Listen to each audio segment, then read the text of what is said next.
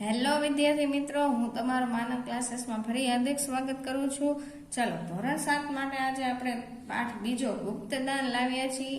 જો અમારી ચેનલમાં જોડાયેલા હોય તો કોઈ ફરિયાદ જ નથી, અને જો હવે જોડાણા હોય જે નવા વ્યક્તિઓ એને ફરજિયાત સબસ્ક્રાઇબ અને લાઈક કરવું જરૂરિયાત છે, જેથી અમારા બધા ધોરણના 6, 7 ને 8ના તમને અને 9 અને 10ના પણ વિડીયો અમારી ચેનલ ઉપર તમને જોવા મળી રહે. તેથી જલ્દી સબસ્ક્રાઇબ એન્ડ લાઈક કરી નાખો, જેથી અમારા બધા વિડીયો તમને જડી રહે. ચલો, બીજો પાઠ છે ગુપ્તદાન, અને એનો પ્રકાર શું છે તો કે વાર્તા.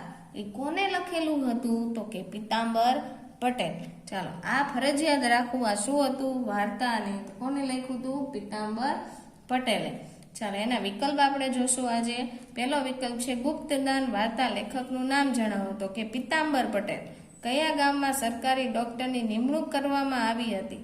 ગંગાપુરમાં. ડોક્ટર શાના પર કદી બેઠેલો નહીં તો કે ઘોડા પર. ગંગાપુર ગામ કઈ કઈ તકલીફો હતી? આપેલ તમામ. તો કઈ તો કે રસ્તાની, વાહન વ્યવહારની ને ટપાલ બધાની જ હતી, એટલે આપેલ તમામ આવશે એમાં. ચાલો, પાંચમું છે એમાં ગામમાં દવાખાનાની શરૂઆત ક્યાં કરવામાં આવી હતી તો કે ચોરામાં. પછી છે ડોક્ટરને ગામમાં રહેવાની વ્યવસ્થા ક્યાં થઈ તો કે ભીખા શેઠને ત્યાં. હવે 7મો વિકલ્પ.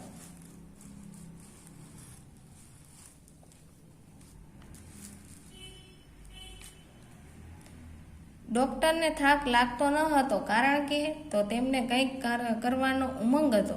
પાય માટે એ મરી જાય. તેમાં કયું છે તો કે એક પાય માટે કરકસર કરે.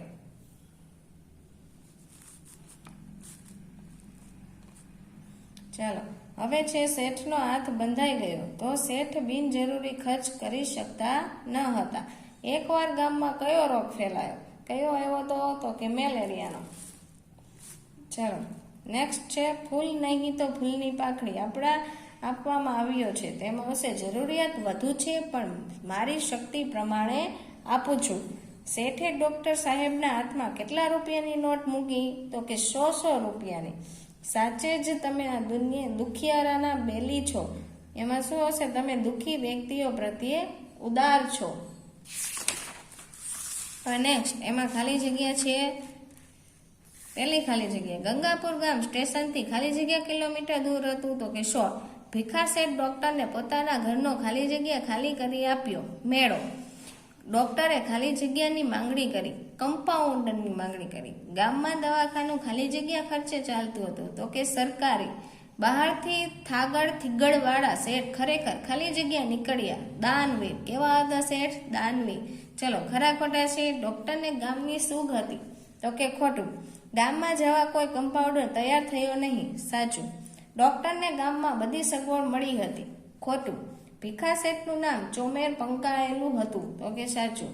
ભીખા શેઠ કેવા હતા? કંજૂસ હતા તો કે સાચું. શેઠાણી પર શેઠને કંજૂસ માનતા હતા. સાચું. ભીખા શેઠે ડોક્ટરને ફાળામાં 1 પણ રૂપિયો ન આપ્યો. ખોટું. ડોક્ટરને લાગ્યું કે એમણે શેઠને અન્યાય કર્યો છે તો કે સાચું. ચાલો, આ ખરા ખોટા અહીંયા પૂર્ણ થયા. હવે નીચે આપણે કોણ બોલી શકે તે જોઈ. હું દુનિયાથી દૂર ફેંકાઈ ગયો. એવું કોણ બોલ્યું? ડોક્ટર. દવાખાનું કરવા મારે મકાનની જરૂર છે. તો એવું કોણ હતું? ડોક્ટર. ડોક્ટર સાહેબ, અમે પૈસા આપી શકીશું નહીં. ગામ લોકો. મારી મદદ વિશે કોઈને જણાવતા નહીં. ભીખા શેઠ. દાન એવી રીતે કરવું કે કોઈને ખબર ન પડે. એવું કોણ બોલાતા તો કે ભીખા શેઠ. શેઠ તો મોટા દાનેશ્વરી નીકળ્યા તો કે ડોક્ટર. ચલો, નીચે છે ઘટનાક્રમ. વાર્તામાં જે વાક્ય આપેલા હોય તે જ આપેલા છે. ઘટનાક્રમ પ્રમાણે આપણે ગોઠવવાના છે. ચાલો, પહેલા કોણ આવશે તો એમાંથી મારી ગંગાપુરમાં ડોક્ટર તરીકે નિમણૂક થઈ. પછી મેં ગામમાં મારું મન મનાવી લીધું. એના પછી આવશે ભીખા શેઠની મદદથી મારું દવાખાનું ચાલુ થયું. પછી 4 નંબર તો કે શેઠનું વર્તન મને અક્કડ લાગ્યા કરતું. હવે 5 નંબર, ગામમાં મેલેરિયાનો પવન વાયો. પછી 6, ભીખા શેઠ ગામ લોકો માટે મદદ કરવા મારી પાસે આવ્યા. ચાલો, હવે આપણે નાના પ્રશ્નને જોવાના છે. ડોક્ટરે અરજીમાં શાની માંગણી કરી હતી? શેની માંગણી કરી હતી તો કે ડોક્ટરે અરજીમાં ગામડામાં નિમણૂક કરવાની માંગણી કરી હતી.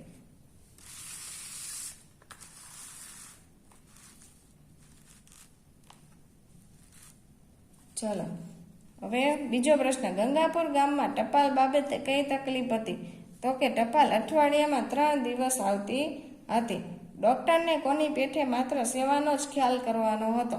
તો ડોક્ટરને મિશનરી પેઠે માત્ર સેવાનો જ ખ્યાલ રાખવાનો હતો. ચોથો પ્રશ્ન છે, ઈશ્વરે ડોક્ટરને કેવા લોકો વચ્ચે મૂકી દીધા? ઈશ્વરે ડોક્ટરને એવા લોકો વચ્ચે મૂકી દીધા જેમને વધુમાં વધુ સેવાની જરૂર છે. શેઠના ઘરમાં ખાનારા કેટલા જીવ હતા? કોણ કોણ? તો કે 3 જીવ હતા. તો કોણ કોણ હતા? શેઠ, શેઠાણી અને એકનો એક એનો નાનો દીકરો હતો. પછી છઠ્ઠો પ્રશ્ન જોઈ, ભીખા શેઠના બાપાએ તેમનું નામ ભીખો શા માટે પાડ્યું હતું? તો કે ભીખા શેઠ બાપને ખોટના દીકરા હતા એટલે ભીખા શેઠના બાપાએ તેમનું નામ ભીખો પાડ્યું હતું. મેલેરિયાના રોગમાં દવાઓ વગેરે લાવવા માટે ભીખા શેઠે ડોક્ટરને શી મદદ કરી? તો કે દરિયામાં રોગમાં દવાઓ વગેરે લાવવા માટે ભીખા શેઠે ડોક્ટરને 100 રૂપિયાની નોટ આપી. કેટલાની નોટ આપી હતી? તો કે 100 રૂપિયાની. માણસના સ્વભાવ પ્રમાણે તેને કઈ બાબતનું ચેન પડતું નથી? તો કે માણસના સ્વભાવ પ્રમાણે પોતે જે કંઈ કરે તે બીજાને જણાવ્યા સિવાય એને ચેન ન પડે. શેઠાણીનો ભીખા શેઠ માટે શો મત હતો? તો કે શેઠાણીનો ભીખા શેઠ માટે એવો મત હતો કે કંઈક નામના થાય તેવું કામ શેઠ કરતા નથી. પછી ભીખા શેઠ કોને મિથ્યા મોહ માનતા હતા? તો કે ભીખા શેઠે નામના મેળવી તેને મિથ્યા મોહ માનતા હતા. જમણા હાથે દાન આપો તો ડાબા હાથે પણ જાણે વિધાનનો અર્થ આપો. દાન એવી રીતે આપવું કે જેની કોઈને ખબર પડે નહીં. ચાલો 12મો પ્રશ્ન જોઈએ. હવે ભીખા શેઠે ધનનો વારસો કોના તરફથી મળ્યો હતો? કોના તરફથી? તો કે પિતા તરફથી. ભીખા શેઠ પોતાને વારસામાં મળેલું ધન કોને આપવાનું ઈચ્છે છે? તો કે મળેલું ધન પુત્રને આપવાનું ઈચ્છે છે. ભીખા શેઠ શાના માલિક નથી પણ રખેવાળ છે. ભીખા શેઠ જે વારસો તેમના પિતા તરફથી મળ્યો છે તેઓ તેના માલિક નથી પણ કેવા છે? રખેવાળ છે. ચાલો આ નાના પ્રશ્ન પૂર્ણ અહીંયા થાય છે. હવે આપણે ટૂંકમાં ઉત્તર જોવાના છે. ચાલો પહેલો પ્રશ્ન છે, ડોક્ટરને પોતાની નિમણૂક કાળા પાણીની સજા જેવી કેમ લાગી? તો કે તેમની નિમણૂક ગંગાપુર નામના એક અંતરિયા ગામ કરવામાં આવી છે. ત્યાં રહેવું એ કાળા પાણીની સજા જેવું એટલે કે મુશ્કેલીરૂપ અને અગવડ ભર્યું છે. કેમ કે અહીંયા કાંઈ સુવિધા જ નથી અને એવા ગામમાં રહેવું તેના માટે શું હતું? મુશ્કેલી હતી. પછી સ્ટેશનેથી ગંગાપુર આવજા કરવામાં કઈ મુશ્કેલીઓ નડતી? તો કે કઈ મુશ્કેલીઓ નડતી? કે સ્ટેશનથી 16 કિલોમીટર દૂર ગંગાપુર હતું. કેટલા કિલોમીટર? 16. તો મોટર બસ કે ન મળે ગાડું, કાંઈ જડે જ નહીં, ચાલીને જવાનું. નદી નાળાવાળો રસ્તો એટલે કે ઘોડા પર સામાન મૂકીને આવજા કરવી પડતી. ન હોય તો હાલીને પણ જવું પડે. ઉનાળામાં નદીમાં પાણી ઉતરી જાય ત્યારે ગાડું ચાલી શકે. જો પાણી ભર્યું હોય તો ગાડું ચાલે નહીં. આગળ જોઈએ આપણે. હવે છે પ્રશ્ન નંબર 3. ભીખા શેઠ સાદગીથી રહેતા તેનું તેઓ પોતે કયું કારણ આપે છે? તો કે આજુબાજુમાં લોકો ગરીબાઈમાં સડતા હોય ત્યાં તો હું કઈ રીતે મોજશોખ કરી શકું? તેમને શરીર ઢાંકવા ગાભોય ન મળતો હોય તો હું કેવી રીતે નવા લુગડા પહેરી શકું? કંઈક સારું ખાવા બેસું ને થાય કે આ લોકો બિચારાઓને ખાવાનું મળતું નથી. ગામમાં દવાખાની જગ્યા અને પોતાને રહેવા માટે ડોક્ટરનો પ્રશ્ન કેવી રીતે હલ થયો? કઈ રીતે થયો? હાલો આપણે જોઈએ. ગામના ચોરાની એક ઓરડીમાં દવાખાનું શરૂ કરવાનું નક્કી કર્યું. એક ઓરડી હતી ત્યાં જઈને દવાખાનું શરૂ કર્યું. ભીખા શેઠ ડોક્ટરને રહેવા માટે પોતાનો મેળો ખાલી કરી આપ્યો. પછી ડોક્ટરે કરેલી કમ્પાઉન્ડરની માગણી કેવી રીતે શરૂ કરી? આપણે દવાખાને જાય આગળ ઓલા કેસ લખવા વાળા બેઠા ને કમ્પાઉન્ડની માગણી કરી તો શું કીધું એ જોઈએ આપણે. ગામમાં આવા કોઈ કમ્પાઉન્ડર હોય તૈયાર થતો નથી માટે ગામમાંથી જ કોઈની નિમણૂક કરી લેવી.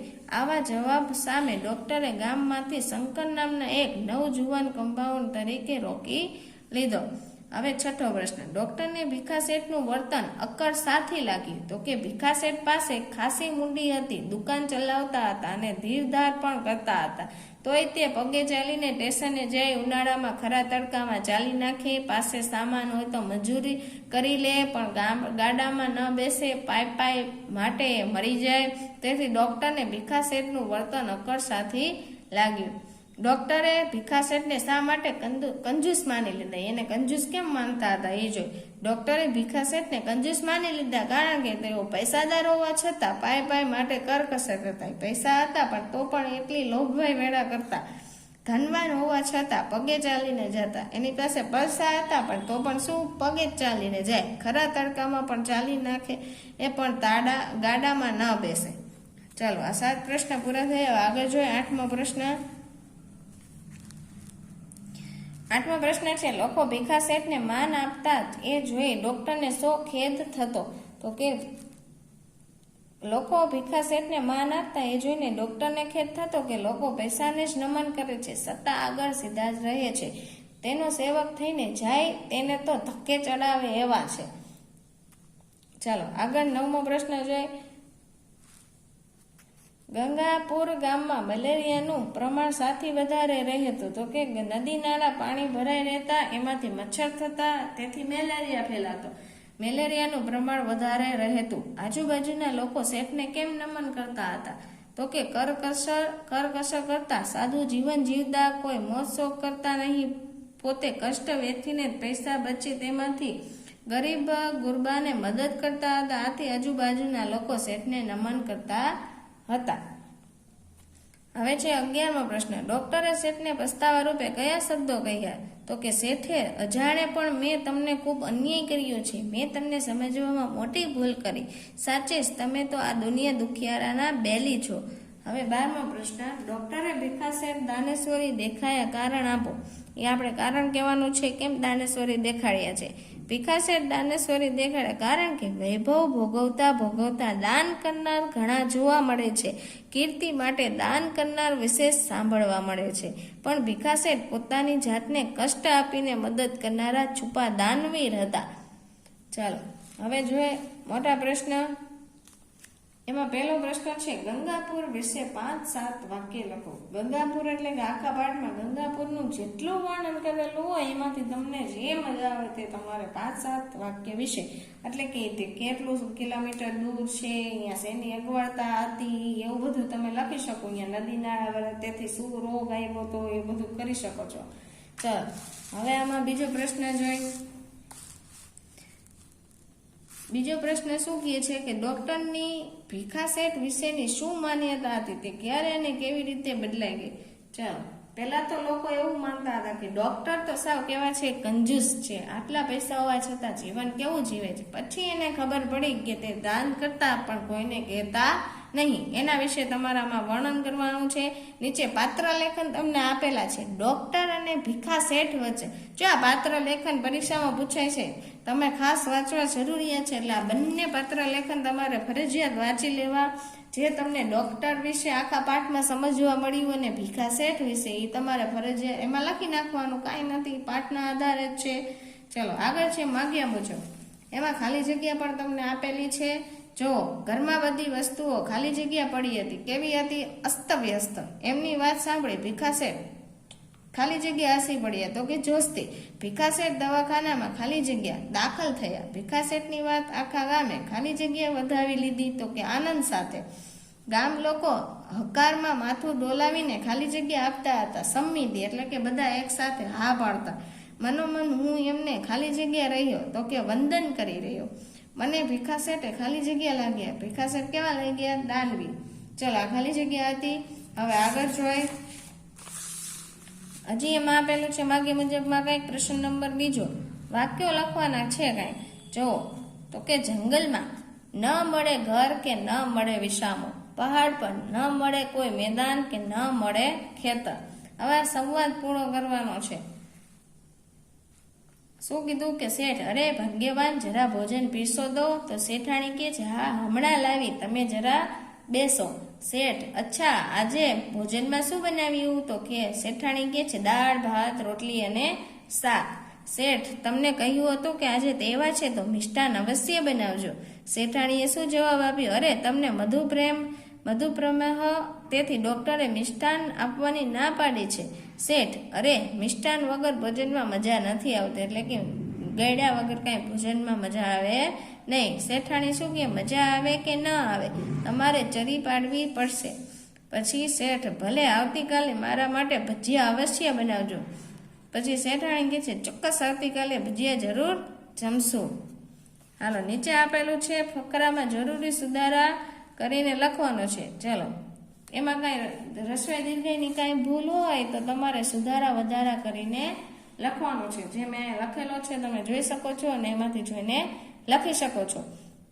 ચાલો, નીચે આપેલા છે સમાનાર્થી શબ્દ અને વિરુદ્ધાર્થી શબ્દ, એ પણ તમે જોઈ લ્યો.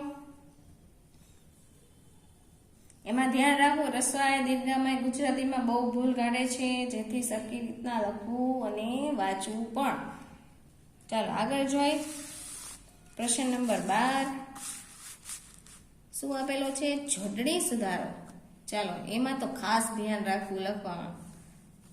હવે છે રૂઢિપ્રયોગ. ચલો, એમાં કોઈ અર્થ આપેલા છે, એ તમારે અર્થ તો તે જ લખો. આને અર્થ કહેવાય, આ વાક્ય છે તો એ અર્થ તો જે આપેલો હોય તે જ લખો એનો. બાકી બધું વાક્યમાં તો તમારી રીતે ચાલશે, તમે જે બનાવો તે.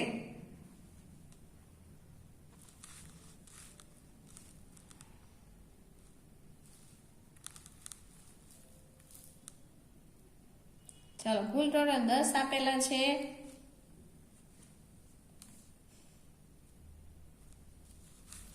હવે એની નીચે શબ્દ સમૂહ માટે એક એક શબ્દ પણ છે.